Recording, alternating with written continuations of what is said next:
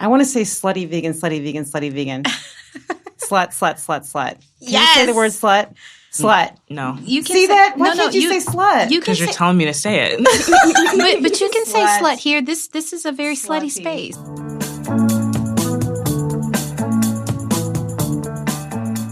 I'm JinJa Birkenbeuel. And I'm Esther Ikoro. And we're the hosts of the Honest Field Guide podcast. Entrepreneurship is no joke. The journey is full of anticipation, failure, hope, and disappointment. You'll make money and be totally broke at the same time. The Honest Field Guide podcast tells you the truth. We know being an entrepreneur is crazy hard, and you will sometimes cry at dinner. Listen in to be inspired, laugh, and learn how to really thrive on your business journey.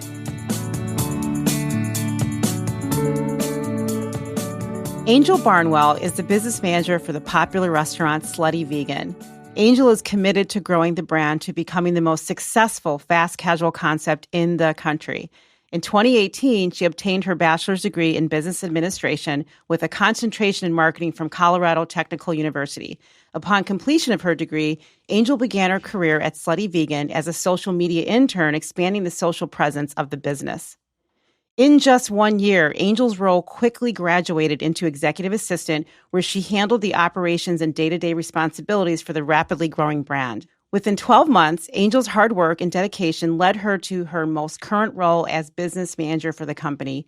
Angel now manages and maintains the organization and business affairs of the entire Slutty Vegan brand.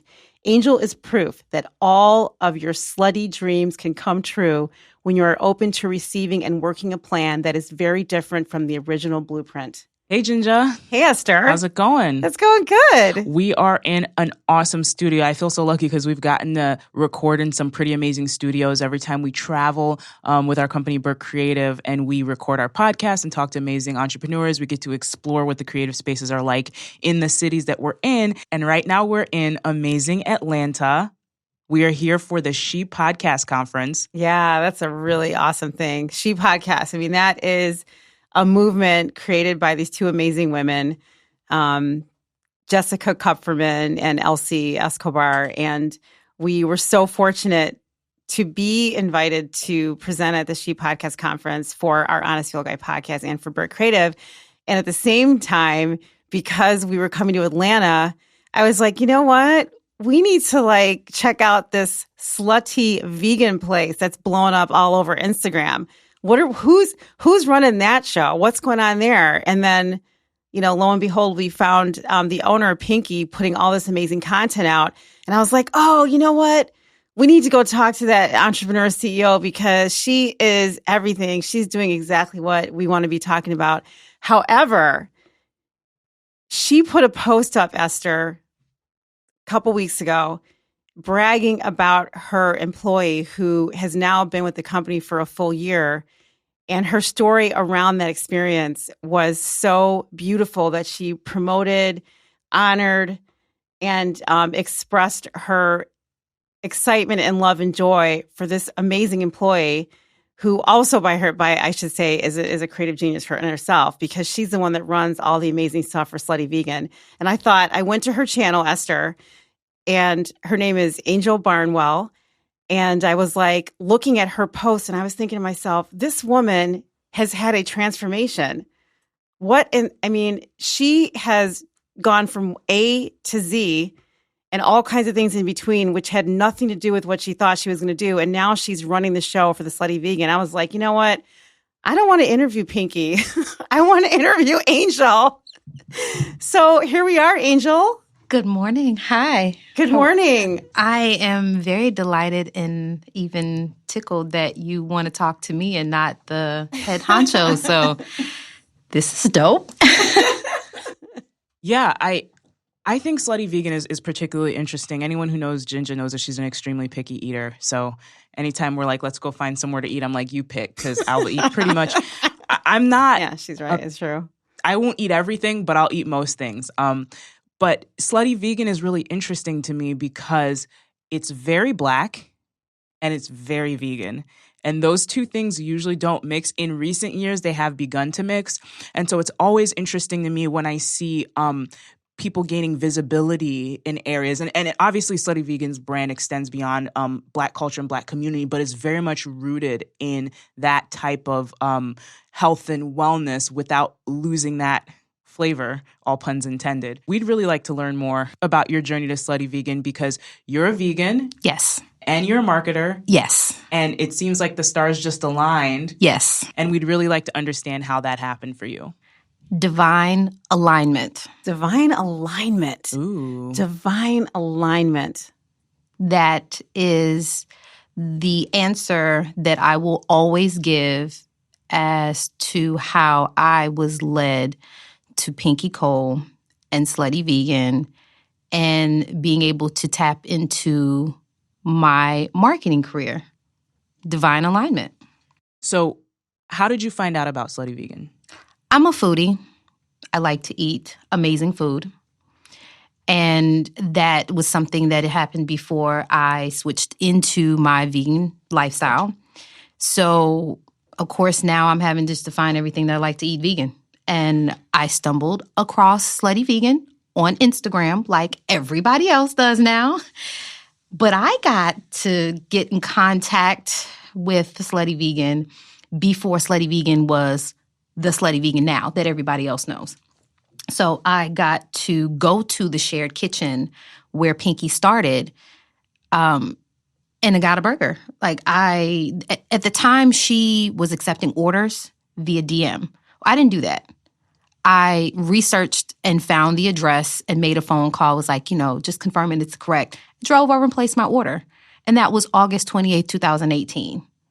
I bought the Dance Hall Queen, which is our burger with the jerk plantains and just slutty awesomeness. And that started a trend for me that I didn't think was going to be a thing. I fell in love with it. And then I went back the next day, and then I went back the next day, and then I created a whole expense just for Slutty Vegan because I'd been going back so much to the point where I had 2 Ziploc gallon-sized bags that I would take with me. One, I would put both burgers in there. One would be for dinner that night, and the other one would be for lunch the next day. So needless to say, I spent a lot of money being a foodie with Slutty Vegan. And then a couple of weeks into my Slutty Veganess, my Slutty Vegan Chronicles, as I like to call it, there was a Instagram IG story that she put up saying that she was needing a social media intern. I just completed my bachelor's degree, and I needed to build experience for my marketing career. I have more of a background that falls on the IT side, heavily based in customer service. So going into the room to now start asking questions about a marketing position, they're now going to look at all my experience like, well, you don't have what we need. So I had to now create something. So I started reaching out to small businesses on Instagram and looking for the opportunity to market for them for free. Before I graduated, I started praying, fasting, visualizing, and trying to start the manifestation process I want to be able to use my degree at least once. The only goal that I had for using my marketing degree, the only goal, was to use it one time. I did not want to be the statistic that has a degree in something and they've never used it. I feel like that's a waste of money. If you've gone through 4 years, 6 years, 8 years to pay for this expensive-ass piece of paper and never use it, I was holding on to that from a perspective of, I don't want to be that person.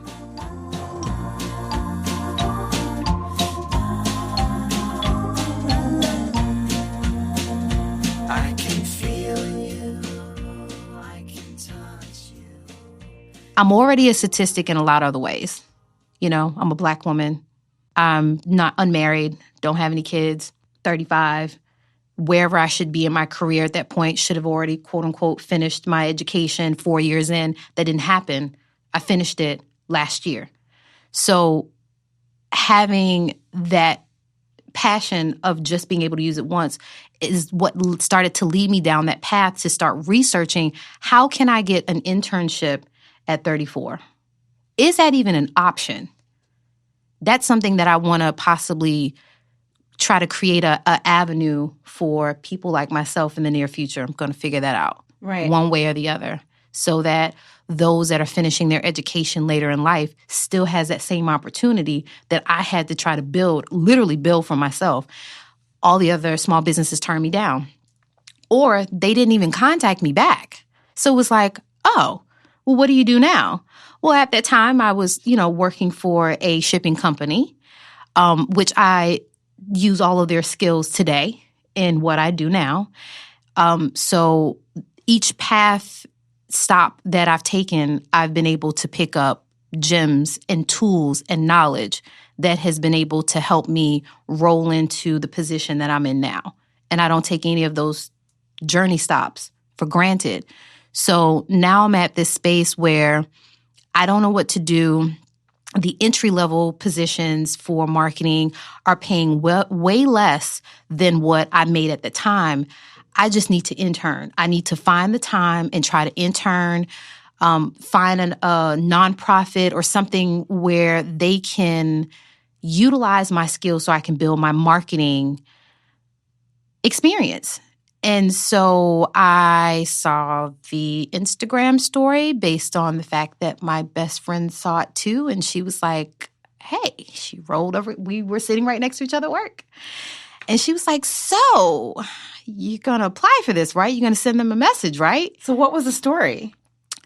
They were looking for a social media intern. I mean, and that was just it? That was like it. A plain like, story. hey, DM us. Nothing we're looking fancy. Nothing fancy. Like, Pinky is straight to the point when Yeah. she needs something, which I appreciate. It allows for me to not have to filter through things. Right. So if you need this is what you need. I don't have to interpret what's needed from a business sense, which is great. Well, take me back one more step, because what strikes me is when I discovered you on Instagram through a message that Pinky wrote, you indicated you wanted to use your degree just one time. What does that mean, just one time? My vision is that you have a job for a day and then you're done? What does that mean? So the original path that I genuinely thought I was going to be taking was a path in information technology, IT. And I wanted to start steaming ahead into cybersecurity. There's a lot of money in that. Hello? Yes. Hello. Big time. And I felt it necessary to move in a path that was going to afford me the livelihood to be able to do the things I want. So if I move into a position that makes sense and I'm good at it, I was very good at it. I pay a lot of attention to detail, amongst other things. So I was like, okay, let me go ahead and start moving into getting the IT trainings and everything that I need to put on paper to start moving me forward into this position that I want to graduate into so that I can be at a comfortable, 100 plus, 200 plus grand, so that I can actually start doing the fun stuff that I want to do, the marketing things. I can build my own company and then eventually walk away from this cozy corporate job that I was trying to put myself into. The handcuffs. You see what I'm saying? Yes. So absolutely. There are a lot of people that genuinely want to do something completely different from what they're doing, move into entrepreneurship, start a business. They want to either, take a hobby that they really have and possibly turn it into one, whatever the case may be. And because you're in that position where I still have rent to pay, I still have lights that I need to keep on, I still need to pay a car note, student loans now. How do I make this transition from I'm in this corporate, comfortable, every 2-week paycheck to now I'm going to branch out and start my own thing and don't know if I'm going to get paid from it? And so you were thinking these things as you were going along and on this internship path. And Yes. then, you were saying to yourself what you just said, where this was the plan I thought I needed to be on. These are the conversations I've been having with my family. It looks great on paper. You're like, it's about the paper. It made sense because I was good at it. You thought it made sense. Thought it made sense because I was good at it. The things that make sense and what we're often finding is, especially when it comes to entrepreneurship, innovation, and the people who break cycles and step outside of the boxes, the things that make sense on paper usually aren't the things that really get you to where you want to go. Facts. You strike me as a very creative person, but also almost equally as important, a very intentional person. And lots of different entrepreneurs and creatives have their own process of, like, whether it's spirituality, you mentioned visualization. And for me, that says intentionality, not just about talking about the things you want to do, but saying, okay, what does it look like when I get there and when I'm in the process? So what switched for you? Because you got your degree in IT and you see this internship, and you're trying to work for free. What made you say, you know what, I'm stepping outside of the corporate machine. I'm going to try to go this way? Because IT and then marketing for Slutty Vegan are completely different. So tell me what caused that switch in you for you to take that leap. Yeah. So let me clear something up. My bachelor's degree was in business administration, a concentration in marketing. My having IT experience came from working in the cell phone industry. I'd worked for 2 of the largest cell phone companies. That's great corporate experience. Right. Fantastic. So I got to see the ship being ran between 2 different companies, and they were ran completely different. There's a reason why one is number 1 and the other one's number 2. No tea, no shade. These bills are too damn high. I'm bleeping that out. Sorry. I don't know who you're talking about. Either way, the bills are too expensive. Like, no tea, no shade. But they taught me everything that I know about how to be efficient in business. So the transition started with, I got this degree in one thing, I have the experience in something else, but this is the path that I now need to be taking. So there's this user and support opportunity that I jumped into that's highly based in customer service. And then I just started graduating and morphing into where now I am wanting to utilize this piece of paper that I've just walked across this stage and said thank you, and now I have a $65,000 loan. So that transition started happening from, I want this, I need to make this happen. Yes, I have to move with intention. If you are doing something without having a intention behind it, then you're doing it for nothing. You are wasting your time and you're wasting your gift. I'm understanding that my gift is marketing. So the switch started happening once I started to send the message out, finally got in contact with Pinky. October 3rd, she gave me the keys to the kingdom. You're all I see. In the darkness, I can wonder what's become of me. Interesting.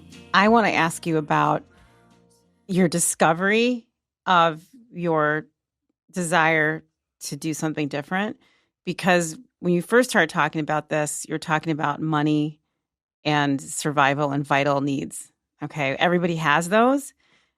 That oftentimes stop people from taking a single other step. But you somehow are either starting to come to the realization that this is your vision and your passion for how you want to live your life, or it just happened.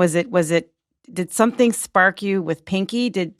Was there something that she did for you, or you said she gave you the keys to the kingdom, right? Mm-hmm. That's huge. That's a lot of trust to put in a kingdom empire, right? Yes. So where is the space where you're just like, oh my goodness, thank God this happened. If this hadn't happened, where would I be? Like, what was the space that you finally had that tipping point moment? Because it's happened to a lot of us. And let me just tell you why I'm asking, because I think that one of the challenges that Black girls have in the United States is there's a path that we're shown, and it doesn't include expressing ourselves creatively in many, many multiple ways, right? There's always this path of money and being a provider. I mean, we are providers. Yes. It's the opposite. It is the opposite, We provide life. We provide, right? And so how do you Stability. overcome that? Like, how do you overcome that and take a chance? And I feel like what I loved about coming across you through Pinky was, I'm like, this is a woman who took a chance and she jumped off the cliff, and look at where she's at now. And she's still learning. So where did that happen?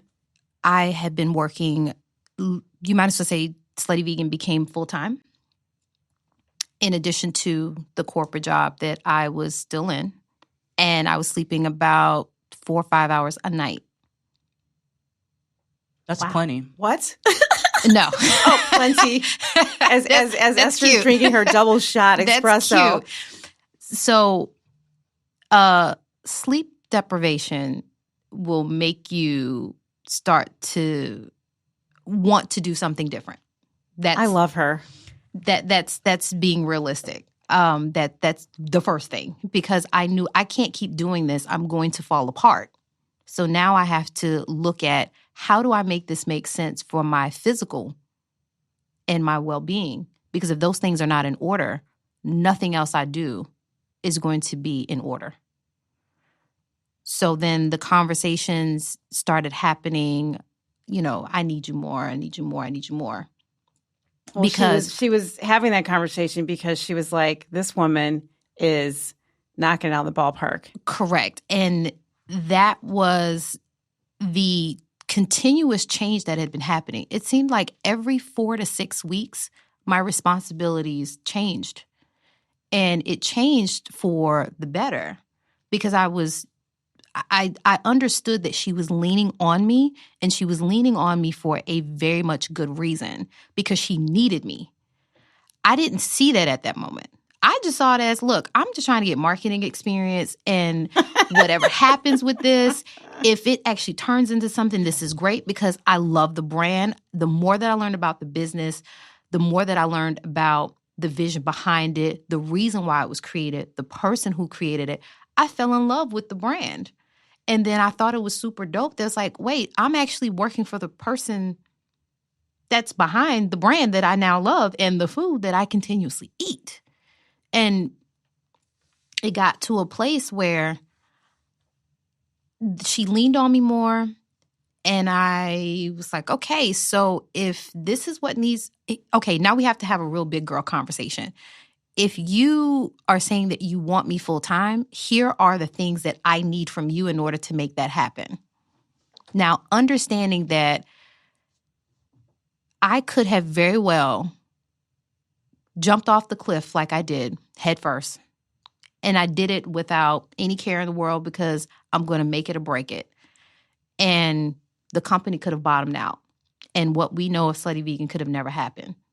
But I still took that leap of faith because I was so gung-ho about wanting to use my degree once. And the using my degree once was just to be able to say, if I had an opportunity, if I had a space to be able to use it and to be able to create and allow for my creativity to flow through in a professional space, because my creativity did not get to flow through a professional space because of the other jobs I was doing.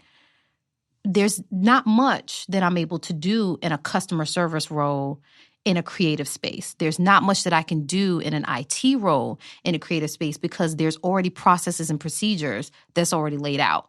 So I can't really veer from that. So now I'm trying to put myself in a place where I can be creative every day and, think of ideas and come up with strategies. And that space started happening round about December, January. And then she tried to replace me as her assistant. Why? Because I was not available to her. In what way?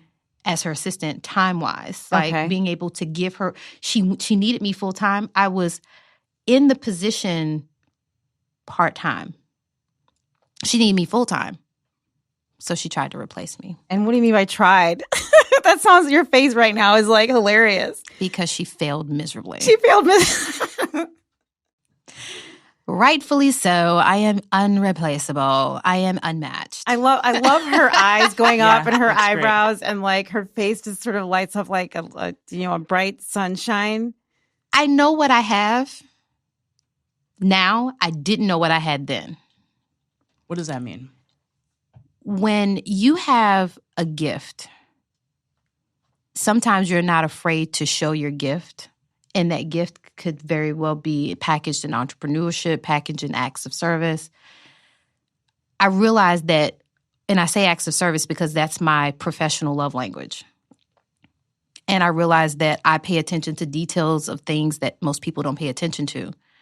So I've given her what she needed to be able to run her business efficiently without having to worry about the nicks and crannies. That transition, that period, that pivot is what got me to the place where it's like, okay, she is really having this, we're having this big girl conversation. You really want me full time? Now, Angel, what do you do? Because now you have the opportunity, opportunity and hard work is starting to match. This lane is starting to be open. If you really want to use your skill sets and actually go into marketing like you say you do, you've got to take this chance.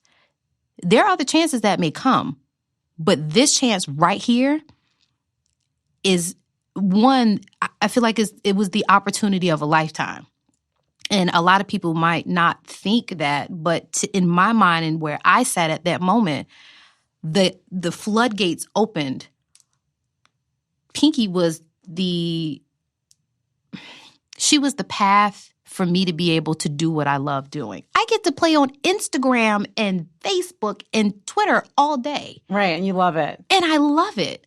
It's obvious that you love it. I absolutely love it. Thinking about ways to be able to market and people to be able to engage with people. I love it. And I saw that as the opportunity for the chance for me to be able to jump into what I love. Now, I didn't realize I was going to love it as much as I do.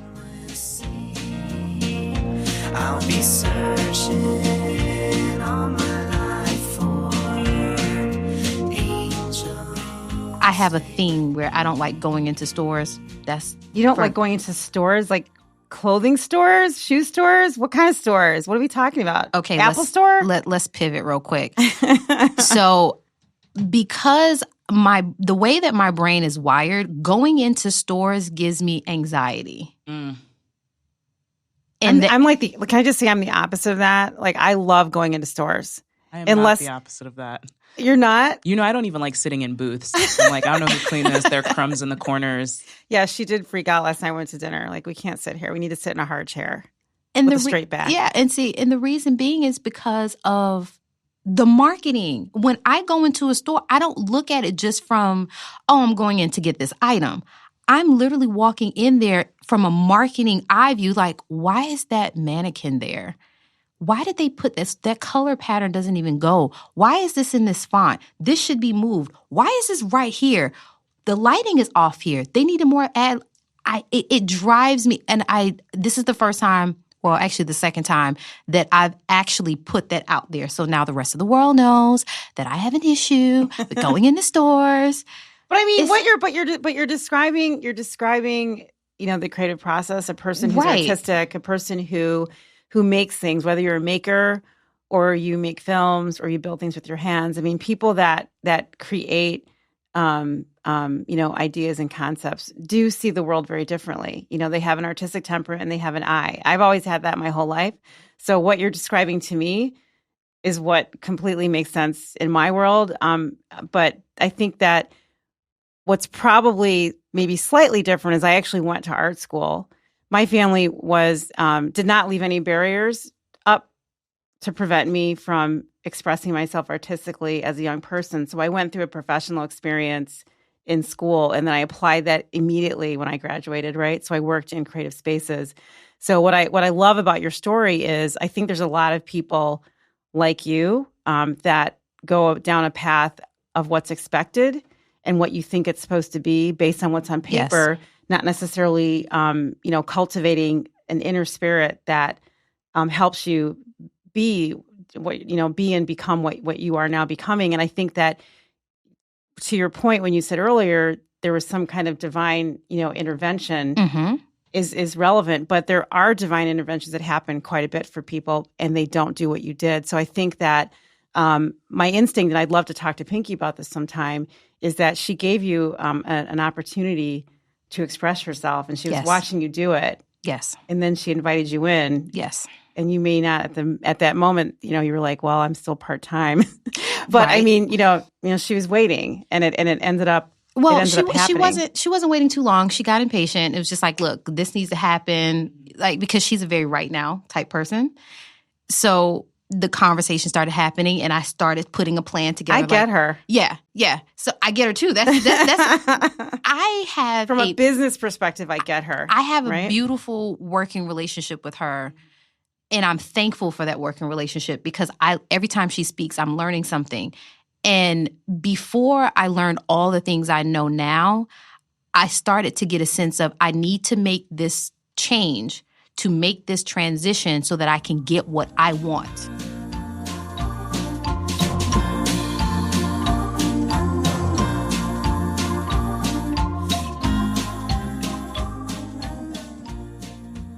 Esther, as I'm listening to Angel talk about this, it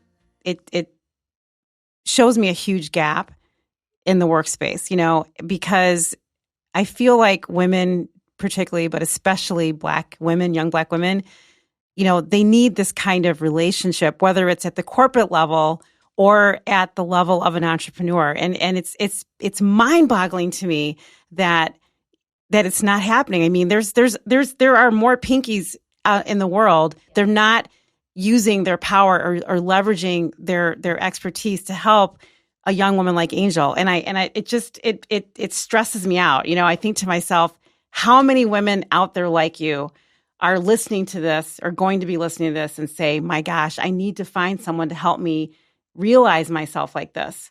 And really, so there are a lot of gems that just happen now, and I just want to make sure that we really pull the through lines, because it's one of the reasons why I love doing this podcast, is that people on either side, whether it's Pinky's side or your side, my side, or JinJa's side, from our perspectives, are looking for permission almost to really step into who we are. And some of us don't really know what that looks like in a functional sense. Even people from the entrepreneurial side who would be the mentor, the person who opens that door, don't necessarily know what it looks like to work with young Black creatives in that way, especially with the changing landscape of marketing. And they don't trust it. I mean, Angel trusted it. It wasn't that maybe she didn't see it, but she still took the leap somehow and said, you know what? I don't really know exactly what's happening, but I'm going. Yeah. And the thing that really struck me that you said, and that I've heard echo throughout the entrepreneurs that we've spoken to, and even last night at our fireside chat, it's really summed up in saying two things. Your gift will make room for you. Yes. That's one. But also you have to trust the process. Yes. And we talk to a lot of entrepreneurs who want to own a business, but aren't in love with the process of running a business, which is just not sustainable, because you're going to have to do things like take risks. You're going to have moments where you only have a couple hours of sleep. You're going to make decisions that don't look good on paper, but kind of make sense because they're aligned with the life that you want and the things that you want to be engaged with on a regular basis. So it's really interesting that you're saying that, because people that we've talked to have basically said to us, if I wasn't getting paid for this, I'd still be wanting to do this because I love doing it, whether it's podcasting, running your business, marketing, being a creative. Did you grow up as a creative child? I tried to. Ooh. See what I mean? I gotta drink my coffee. See what I mean? See what I mean? I tried to. Okay, tell us. Please. Tell us. Church. Now. So being creative was not necessarily, I don't want to say it was accepted, but it wasn't nurtured. I've been different my whole life. And I can say that when people start describing me, oh, Angel's weird. So now they use the nice, pretty word, she's eclectic. So was Basquiat, baby. Right?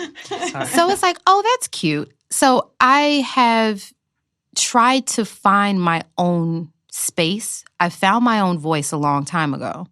So I continuously tried to find my own space each year that I've grown.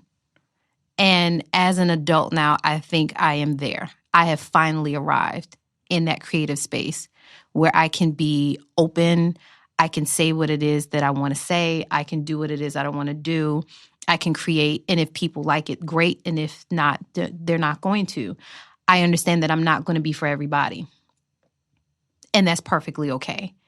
Had I known that as a young woman, that I could be okay with not trying to get permission to be creative, because we are all taught to be employees and not employers. So when it comes to that pivot point where I'm now an employee and I'm wanting to become an employer, we're looking for permission because we've always had to get permission to do something or say something or create something or get approval for something. That's the engine that we've all been in. So it rightfully so, I'm now this person where, okay, I'm just going to put something together. I'm putting it together with intention. Let me keep that or make that very clear. I'm very strategic about the things that I do because I want it to make sense. I know it's not going to make sense right off the bat once it's put out there, but there's a story that I would like to be able to tell. Everybody has a story. Every company, every entrepreneur, every CEO, every employee of every company, everybody has a story. And that story, how it's cultivated, will make a beautiful marketing piece if you do it right. And yeah, you can just put it out there and you could just put it together and just put it out there if you don't have the experience. So YouTube University has been amazing. Okay, so Google has been I love YouTube. I mean, can we take a moment and say, la la? I can dream a happy ending. Angels, stay with me. One of the things that we hear all the time when we work with small business owners through the Google Digital Coaches Program, for instance, is that people are afraid of the creative process. So when you talked about, you know that you have a story to tell and there are stories to tell, and when you tell those stories, those are the things that impact the brand and help you grow. A lot of people that we talk to, there's a hesitance, especially with women of color, there's a hesitance to say, if I don't do this and it's not perfect, the moment that it comes out, it's not good enough to even be out there. And the interesting part about this age that we're in with social media, with YouTube, where you get to see behind the scenes and the loose ends that need to be tied up and the guts of everything and how things operate, is that you begin to see that things don't come out perfect all the time. And that's being able to see from that perspective is a privilege that I don't think a lot of people of color usually have or have had in the past, because we usually only think from the consumer perspective and not from the perspective of what it means to make these brands, right? There's a joke that I always make that everyone jokes about how acting is not a real job and shouldn't be taken as seriously as it is, or like painting or doing things like that. These aren't real jobs. And I'm always like, well, when a firefighter wants to relax, he doesn't go watch other people put out fires.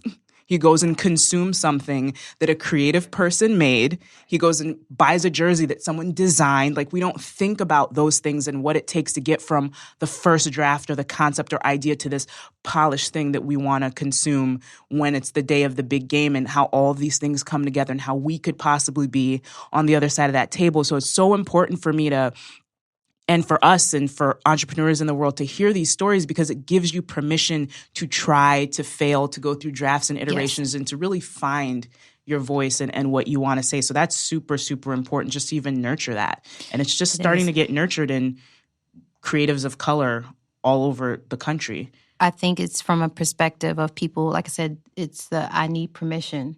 And I'm very free-spirited. I just allow for things to just flow, because when they flow in the direction that they need to flow in. And I feel like when you're going against the grain and you're not paying attention to the inner voice is telling you, try this, do this. So the try this and do this when I finally took that leap of faith, I had buyer's remorse for like maybe a good hour. What was your buyer's remorse experience like for that hour? What was going through your head? Oh shit, I just left a cozy, I'm getting paid every 2-week job. Okay. That was it. Really, that's it. That was it. And what was your family saying to you? Your friends, your community? That's interesting. What was happening? I want to hear that, yeah. So I didn't tell my mom for like a whole month. Good for you. You didn't tell your mom for a month that you quit your You just your pretend to go to work every day? No, keep in mind, I was working. I'm working for Slutty Vegan. Oh, right, because she said she was getting 3 to 4 hours of sleep a night, so you were doing 2 jobs. Yeah, so I'm working. So it's not like I'm just sitting around. Okay. You know, I'm working, but I didn't tell my mom for a whole month. I told my brothers, I told my sister, I told my best friends. Obviously, you know, you go down that Right. path. I didn't tell my mom because I knew had I opened my mouth and said, I am leaving the corporate engine, I am about to do something that rare people in our family do. Because I have not gotten to see entrepreneurship on a repeated cycle within my world outside of my dad. Okay, what did your dad do? So my dad was a mechanic. He retired from the United States Postal Service for years. So he loved to use his hands and do, like, my dad used to create some crazy stuff back in the day, but it all made sense. Like what?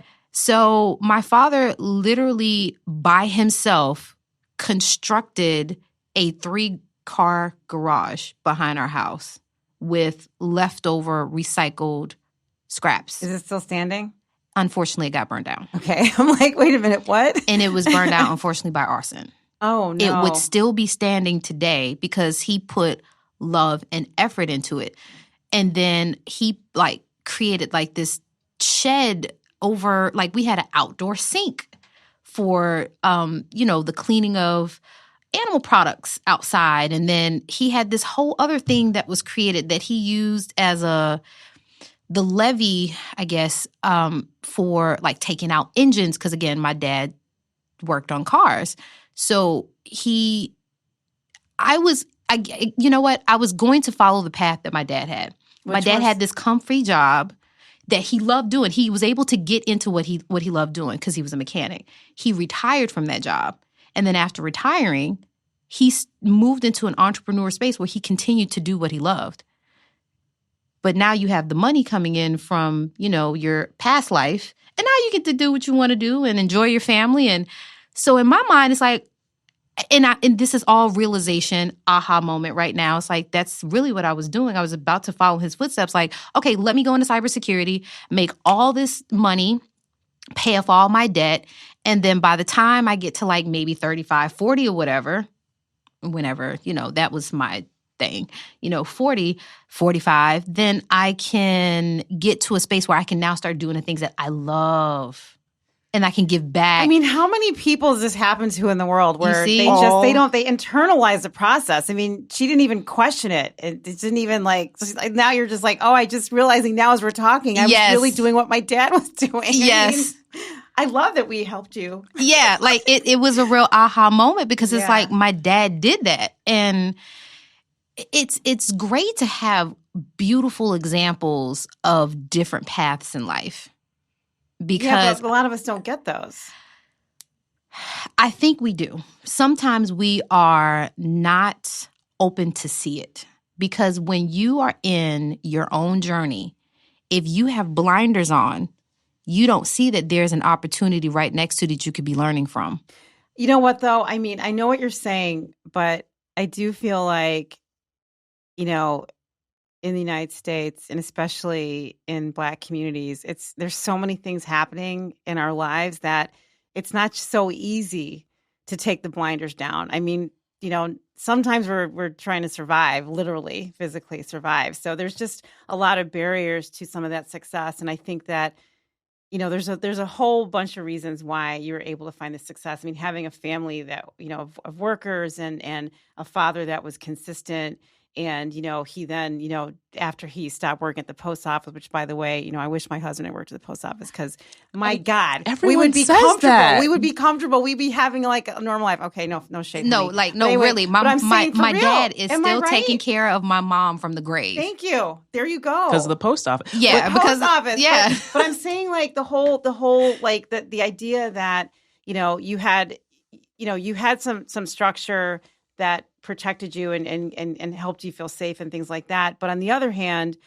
that particular structure that you're referring to does stop a lot of us in particular from realizing our dreams. I mean, Black women, especially in business, are not as employed as white women. We don't get, if white women are getting, if generally speaking, 2% of venture capital goes towards women, Black women are getting nothing. So some of the barriers that you're referring to are stopping us from growing and being successful and finding our true creative spirit. It really is happening at so many levels with so many Black women. We do workshops all over the country with Google Digital Coaches, and there are a lot of Black women that are amazing and brilliant in their light. And great executors. And they execute. They execute. Interestingly enough, and I think it's a product of the time and the visibility that we have, because we did an expo at Columbia College in Chicago. Yeah. And I remember talking to the students there, and I said, wow, what a great time to be a freshman, right? Like, what a great time to be a freshman, because the corporate machine and the government machine has been so present, and it is so safe. You're saying your dad's still taking care of your mom from beyond the grave because he had such a solid job. It's stifling too, though. It's stifling because we have been trained culturally to think that your dreams and your interests are for retirement. Yeah. Yes. When you retire, you can do. I remember one of the reasons why I did not marry this man that I was dating once, and I might cut this out, is because I told him, I was like, my parents tell me to go to med school, but I really want to get a degree in English. I think I want to be a writer. And he's like, well, you can always write after you graduate from med school. I was like, oh, you don't know me. Also other things. But you get what I'm saying? Yeah, absolutely. But it was this idea of you can always do that, which means that if you're even a creative person to even discover what you like or how your creativity manifests itself, you're not even stepping out of the gate until later on, piled on with all the insecurities of creation and getting comfortable with that uncomfortable process. It's almost like we're not allowed to start living and understanding who we are until we're done with the things that society says. But today, there's so much opportunity to take the reins.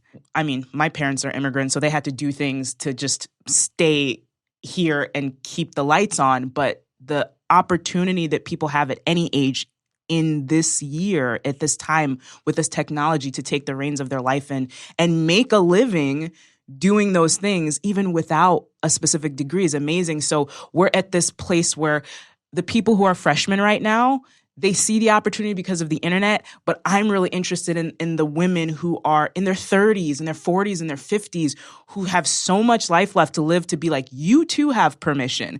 You can also use Instagram and Facebook and YouTube and Google Academy for ads and all these things. It's possible for you, just as possible as it is for these younger kids, and even more so because guess what?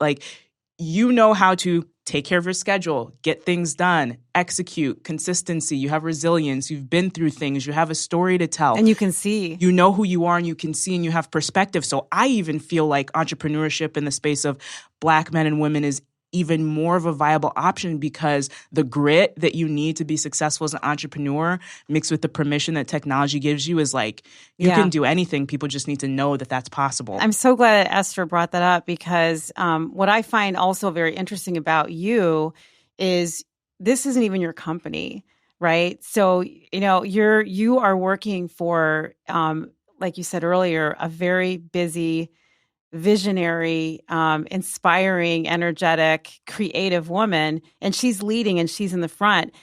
How have you been able to manage that relationship? Because being a creative is an ego journey in a lot of ways, because when you're creating things, you're creating it for yourself as a creative. However, you're creating for Slutty Vegan with this work, and you're also getting what you need as you're creating it, but it's not really yours, right? You came into it. So it is mine.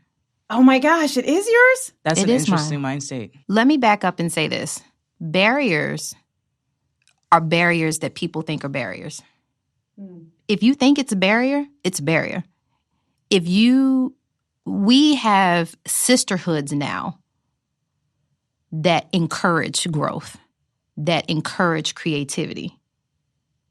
And that sisterhood is continuing to grow now because we're stopping the I need permission for this. Now I need support. Or it's not even I need support, I'm going to give you support because I see something in you that you don't see for yourself. And sometimes even if you do see it for yourself, there's something in you that wants to give it to somebody else because they don't see their potential.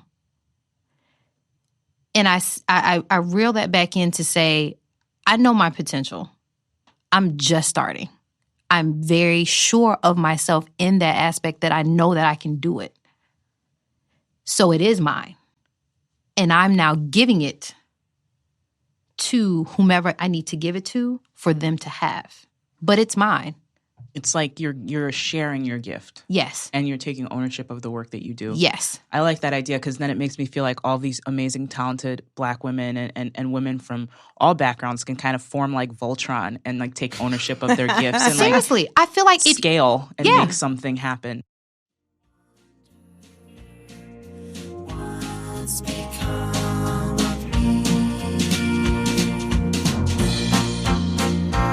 I feel like sometimes a lot of my thoughts are just from my perception. I'm not having to share. I'm giving it to you. I want you to have this because I realize that my act of service right now is going to bring value.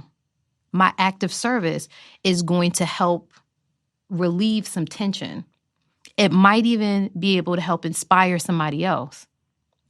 I'm understanding that piece now, which is why I'm okay with starting to open up and tell my story and the things that I think and how I got here, because I do understand that it's okay for me to be able to give this away because what I give away is going to come back to me triple fold. What are you giving away? I'm giving away my love.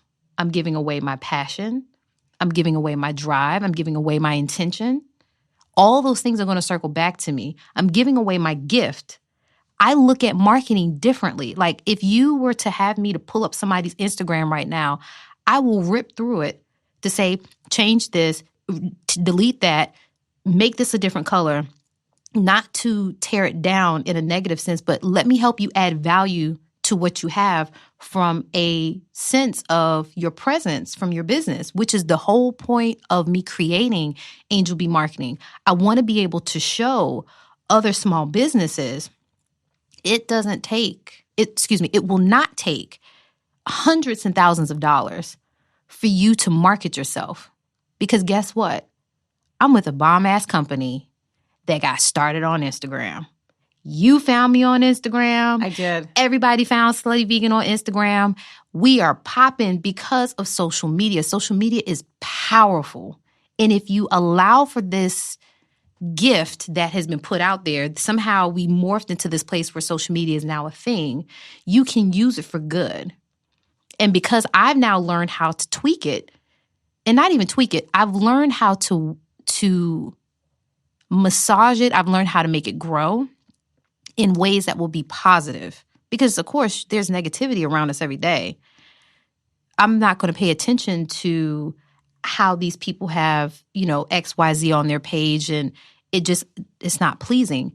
If you're able to put the positivity and the love into what you do, it's going to move in a direction that's going to allow for the next person after me to take the baton, because there is going to have to be someone that's going to have to come after me to manage Slutty Vegan's page or to manage another business's page, because now I'm having businesses that are finding me. Or you're going to be elevated to a different space. And you have employees. You're going to have to. And for True. example, Pinky is going to have to make some switches as she continues to grow too. So I feel like, this kind of reminds me of what Oprah does a little bit. Oprah, collects and finds people, and then, she cultivates them and helps them grow. And they, of course, are like you, receiving everything, and then they're going back to share, and then they're sort of released and, into the ethers.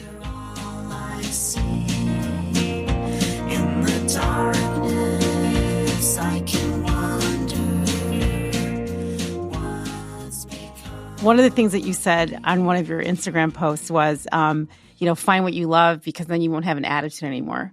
Yes. Can you talk about that? Because that is something that is, are we all, Black women have an attitude, right? We are angry or asking what we want, makes people think that we're being hostile. And so I wanted you to talk about what you meant behind that whole post. And what is the post?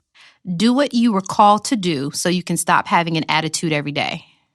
That goes for everyone. That's everything. That goes for everyone, yes. Period. Because That's everything.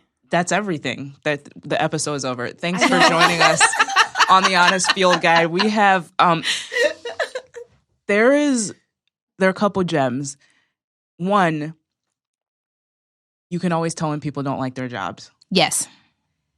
And it's obvious in so many ways, which is one thing I learned from my mother. My mother's a nurse, and she loves her job.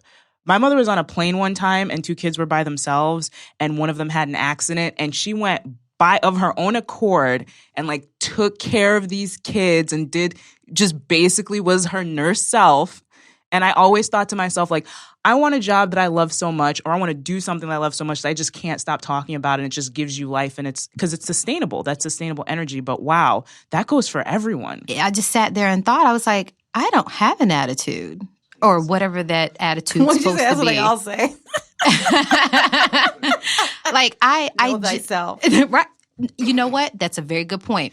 So I realized that I genuinely wake up every day and I'm happy. And this was before my switch into, now I'm in marketing. I'm using my degree. I'm allowing myself to be as creative as possible. I'm genuinely happy, but I know I could be happier. And I started to think about some people in my life that have made certain decisions, and you can just tell they're not happy. And then I know some people that are not of my life, but I know them. And they just they really have an issue. There's an attitude, there's this negative, they're a breeding ground for negativity. And it's some of those people I've had the chance, I want to call it an opportunity, real talk, but I've had the chance to just have a one-off conversation. And then when I hear about the dreams that they have for themselves and the goals that they wanted to achieve, and I'm like, why the hell aren't you doing it? So you mean to tell me that you've sold yourself short? You just didn't do it? You allow fear to stop you? Yeah. You know that Langston Hughes poem, What Happens to a Dream Deferred? Yeah. My mother used to read that to me all the time. It has stuck with me because it's almost I say this about women that I like to be around. I love women with attitudes, but it almost sounds like what you're talking about is a resentment or a bitterness or the festering of something that is it compiles. Died in the... It compiles. This is graphic. No, it compiles. When you are sitting in a space and you are not allowing yourself to just be who you are, whatever that who you are is, which is why I'm classified as weird, or what did we call it earlier? Eclectic.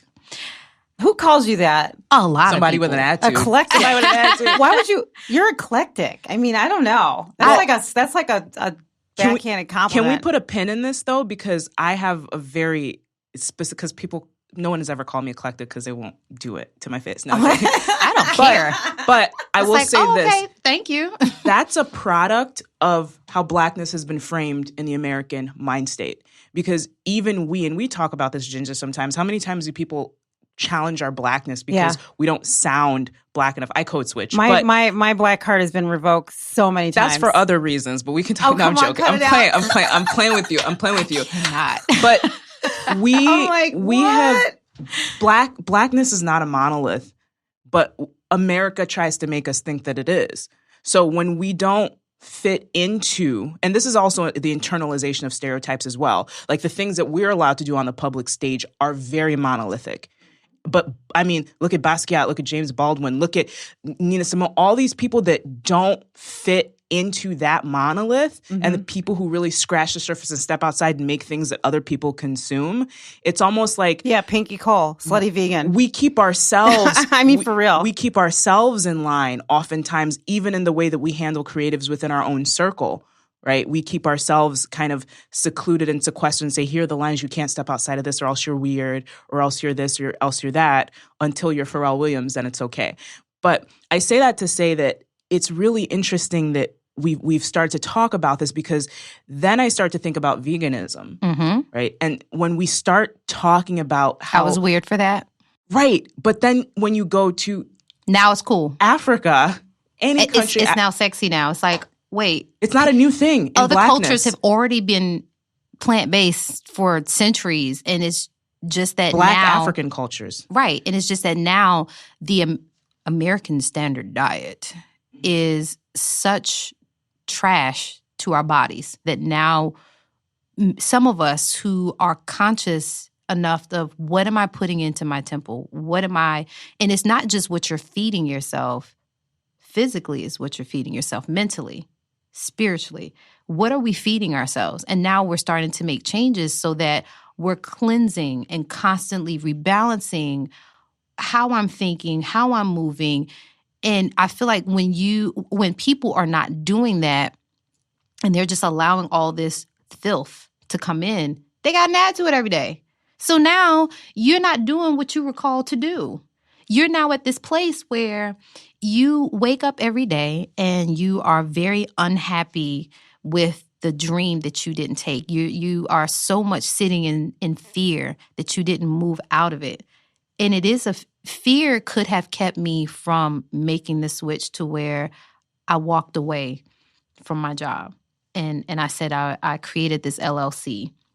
And I created this LLC really because I saw a need that Pinky had. In doing what I started doing for her, I was just like, there are small businesses that they need this. They need someone that's helping them with their marketing that's not going to cost them $5,000 a month and they just got started.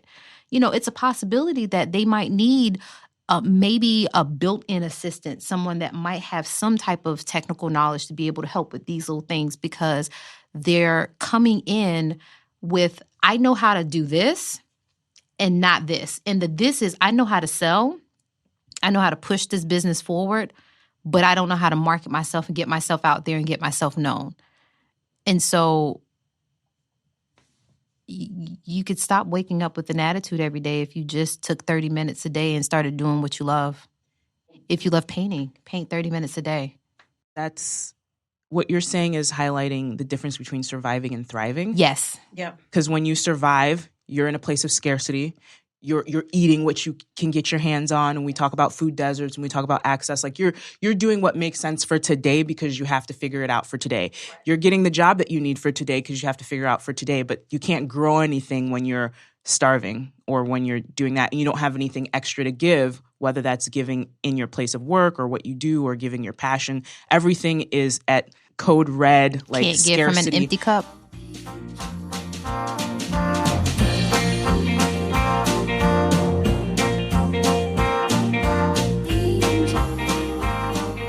Being a vegan in the United States is rife with all kinds of, negativity in some places, positivity in others. There's interference from, sometimes animal rights groups, which interfere with people even taking the leap to become a vegan because they're afraid of that entire process.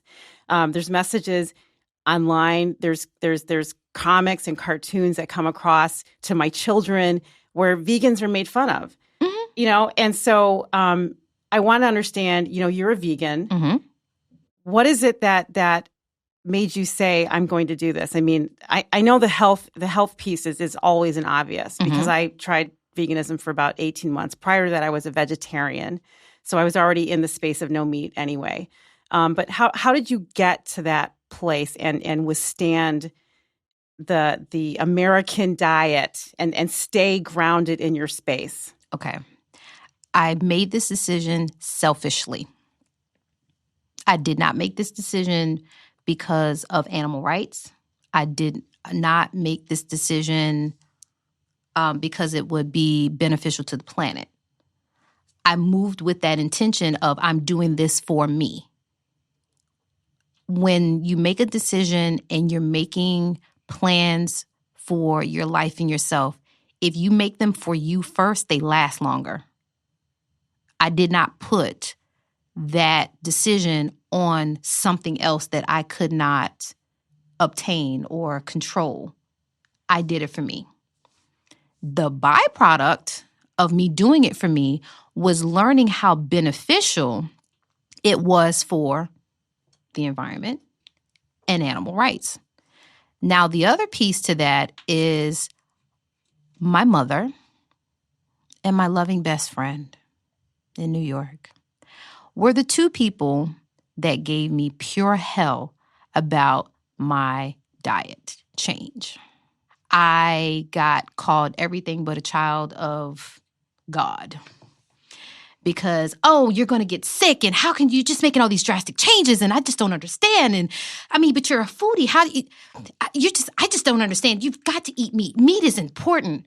Everyone else was just like, okay, you're doing this. All right, that's cool. The thought processes behind going into everyday life started shifting because now if I'm going out to eat with people, okay, so is there vegan options or not? And, a very peasant-like salad ain't gonna work for you, girl. So what's happening? So now I'm having to look through the menu and see if I can even participate in whatever mediocrity you're trying to bring me out to. And so now we're at this place where I'm having to announce that I'm vegan because of the places I go into and possibly some of the things that I do. And so I already have I'm not really going to pay attention to what you have to say in that regard because I know this works for me.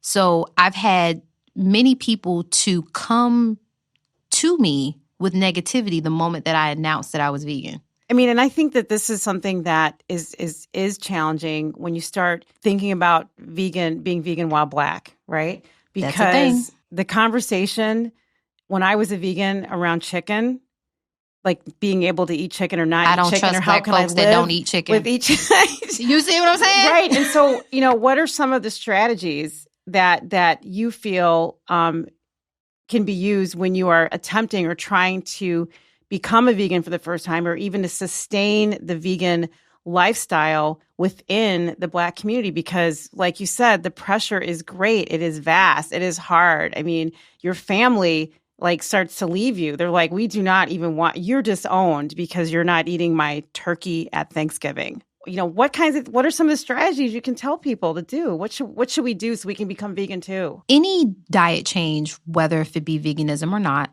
is a very personal decision. Everything that you put in your mouth is a personal decision. So all the foods that you consume, this is you. You cannot allow yourself to be swayed by what someone else is or is not consuming. That's the first thing, is that you genuinely have to be okay with, this is what I'm doing for me. And why am I doing this for me? And if it is because of animal rights, or if it is because it's better for the environment, or if it's because of health issues, do that for you. I just selfishly made the decision because I just wasn't feeling right. And I could not explain that to a doctor. Something is wrong, but I can't explain what's wrong. I know that I am, quote unquote, healthy, and mentally I'm great. I'm stable. But I knew if I went into a doctor's office and tried to really explain, something about me is just off, I would have probably been put on some type of antidepressant because, it's a mental thing, or, it's just exhaustion, you need more sleep. Well, prior to Slutty Vegan, I was getting a proper amount of, actually I wasn't. That's a lie, because I was working on my degree. So I was getting, instead of 4 to 5 hours, I was getting maybe 6.5. Yeah, but I mean, you combine that type of lack of sleep with a diet that's making you sick is just explosive. Correct. So I couldn't explain it. And then I broke out with a face full of acne. As an adult, I was like, I'm walking around here looking like a Crunch bar. Something is wrong. Looking like a Crunch bar. Seriously, T-shirt. It was a problem. And And your skin, by the way, is like beautiful and clear. Looking. And like, I'm like, how did you do? Like, I'm like, she's vegan. That's why your face looks and like you know what? That's a good reason to make me cross the threshold. For real. That is a benefit. Your skin is beautiful. I mean, come on. It's a benefit. She's being humble, but I mean, I think that, what you're describing is something that the American food industry counts on. They count on us not being able to make the change that you make. Right. They count on us going down the path of eating unhealthy foods. And then you get pumped with medication because of those unhealthy foods. Yeah. And we have the highest rates of, heart disease. It's because of the diet. High blood pressure. It's because of diet. And by the way, this is not a medical show. Just a it's disclaimer. Not. We're not providing medical advice. I am not providing We're having medical opinions only. Advice to anyone. But I do These think are that the opinions of Angel Barnwell. See, you know what's up. So I think that that's kind of, to me, what I love about the brand. I think that, Pinky found somebody absolutely perfect that understands the culture, as Esther was saying earlier, understands what needs to happen, how to communicate effectively, and is actually living and walking the dream. That's a big, you know what? It's interesting you say that. It makes the job easier when you're a part of it. Because you can be in a job and just be doing it, but I'm actually a part of it. I am vegan. I understand the movement. I understand the reason behind it. And I feel like anybody that possibly wants to move into just eating differently, I don't want to say eating better because that's eating better is a big bucket of stuff, right? Yeah, it is. But I like that you said that too, because when I think about the work that we do in the field with Google Digital Coaches, for example, and oftentimes we have people that would like to work at Google or that would like to work at Facebook, which is another one of my agency clients. And my message always becomes, well, if you want to work at McDonald's, you have to eat the hamburger. If you want to work at Google or want to work at Facebook, you have to know how they make their money and you have to know everything about them. You have to be in it. You have to buy in. You have to jump in and just be all in. You have to do it. And you've got to, you have to know a little bit before you start, right? Because you're not going to get all your training on the job. And then once you get in there, you got to keep eating the food and consuming the information so you can be better and deliver the highest value service possible. But you also have to love it at the same time. And I think that's a very good segue to that's how veganism can be viewed. If you start educating yourself, you can swap out one item at a time. There's vegan butter, there's vegan cheese, there's vegan mayo, there's all of these milks that's made from different nuts. If you start to swap out one item at a time, that can start stair-stepping you into, I could be a full-fledged vegan. And anyone that thinks that they need meat to survive, I am sitting here 2 years in, alive, healthy, my skin looks better, my mental clarity is better, I have way more energy. I've been alive without it. It's possible. It's going to be the perception, do you really want to or not? What do we do at Thanksgiving? So Thanksgiving, I was with my family the first Thanksgiving, and I bought myself a little tofurkey situation that had I just bought everything because I didn't know how to do it myself. And as funny as it was, my older brother was like, just taste a piece of turkey. Like literally in my face with the turkey. And I was just like, bruh, please, really? Like, I just thought it was funny that I look at that as the universe, everything in its path is now, you're going to always get a test. So am I being tested for this? Yes, you tested me. It smelled great, looked amazing. I won't touch it. I can talk about all my previous experiences with food. I can tell you a lot of amazing barbecue spots and, other burgers places here. That's great. I mean, you're in Atlanta. Correct. In the South. You're not having barbecue. Here's the thing. I've been able to move here and eat through the city before becoming vegan. So the only benefit that I have to that is that now if someone who's non-vegan that's looking for something, I can make a suggestion so I can be resourceful. Now, am I going to go with you and have a meal? Absolutely not, because I don't consume anymore. That's just not my stilo. So those temptations will come. You know what? The temptations will come even from an entrepreneurial sense. should I go back to a job? Should I just, well, Esther, you're reading my mind. You're reading Esther's mind. She's always wondering about that because, similar to you and Pinky, I mean, Esther is working for me, as my content strategist. So it always, becomes that because you're pulled, you have this gravitational pull towards what you thought you were supposed to do or the safety and security of XYZ. Right. But I can tell you that, I've talked to so many people over the 20 plus years I've had a company, and it's almost like what one of our other guests said on our show a while back. Some of the demons that you were dealing with as a child and as a young person will catch up to you.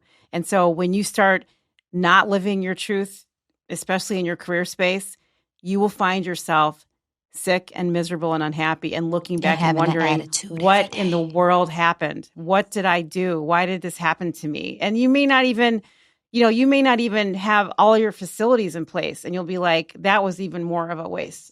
So right? It's interesting you say that. I continuously ran away from any type of managerial position that was ever offered to me, supervisor, whatever. I ran away from it. I did not want to be a glorified babysitter. Those positions came available, and I was like, no, I'm good. I just want to be able to come do my job and keep it pushing. I'm going to be very good at my job. I'm going to be very precise in my job, but I just want to be able to do this and so that I can have my time to do X, Y, Z, because that's a responsibility I don't want to take. All of that I've been running from, the demons, quote unquote, has now compiled to where now I am running a business. Yeah. I'm managing a whole lot of stuff now.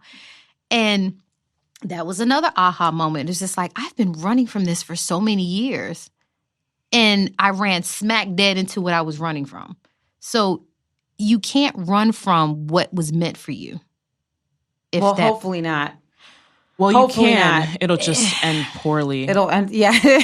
I mean, you just never know. I don't know. I feel like what I love about talking to you is that, you're discovering and changing and evolving. And you also are fortunate enough to be working for a tremendous brand, which I think many people in your position don't have that opportunity. They don't have the opportunity to work professionally in something they love. They're working for brands that maybe aren't the best or the greatest, or they're not giving them the joy that you are getting out of working for Slutty Vegan. And so what is next for you here? What are your plans? I know that, what is happening with Slutty Vegan? It's expanding, things are blowing up. I mean, I saw that last Instagram post you put out. This guy has never had a vegan burger before. He was sitting in the back of a car eating this sloppy, delicious burger saying, oh my goodness. Oh my God. Oh my God. I was like, the guy's having an orgasm on Instagram. I get a joy out of the DMs and the mentions that come in. I get a joy. I get a kick out of being able to just watch the reactions. And I get a joy too. And I'm not even I'm not you. I'm like sitting here living vicariously through through everyone's experience at Slutty Vegan. So it's a beautiful space that I am in. I am very fortunate. I am extremely grateful. And I will take this and turn it into a lot of other things. You have a platform to do it. I mean, you could be creating things like this for the brand, because I think the brand has incredible potential to go. Oh, it does. We're going global at some point. I want us to go I want to be a global. part of it. And we're all Black here, which is also great. The Black creative aesthetic is doing really big things in big, big places. And, these are spaces that have historically and traditionally been blocked, locked down, barrel, chained up, all kinds of things in front of us, preventing us from being able to even have opportunities in some of the best and biggest, creative agencies in the world. I mean, they've just been, we've been out of it, but, here we are. We have, Angel Barnwell here talking about her creative expertise and explosive strategies that she's bringing for Slutty Vegan and for herself. And we need more creative Black women that are out there that are fearless about talking about it, right? And realizing that they have the knowledge and the power and the strength and the ability, and someone as amazing as Pinky who's saying, look, make it happen. That's a big thing. Make it happen. I mean, Esther, I just feel like I could sit here. We could talk to Angel for another like 10 or 15 hours. We should have a second podcast, a different podcast. It's not the Honest Field Guys podcast, but it's something else with Angel and just sit around and have this conversation because I would be willing to throw whatever. It's called out. Angel food. That is funny know, that right? you say that. I know, right? That is funty you say that. That's something I've. You're in my head Hold right it. now. Get out of it. Hold it. Hit it. No, she shared it. It's Oh, a gift. man. Take it. There you go. Take it. I'm Esther Ikoro. And I'm JinJa Birkenbeuel. And we'll see you next time. The Honest Field Guide podcast is produced by Birk Creative, written and created by JinJa Birkenbeuel and Esther Ikoro. The podcast is recorded in the innovation and technology capital of the Midwest, Chicago, at Stomping Ground Studios in Ukrainian Village. Original music is written by and provided courtesy of Utah Carol. Follow Honest Field Guide on Instagram and Twitter. The opinions expressed on the Honest Field Guide are opinions only and only represent the views of JinJa Birkenbeuel and Esther Ikoro.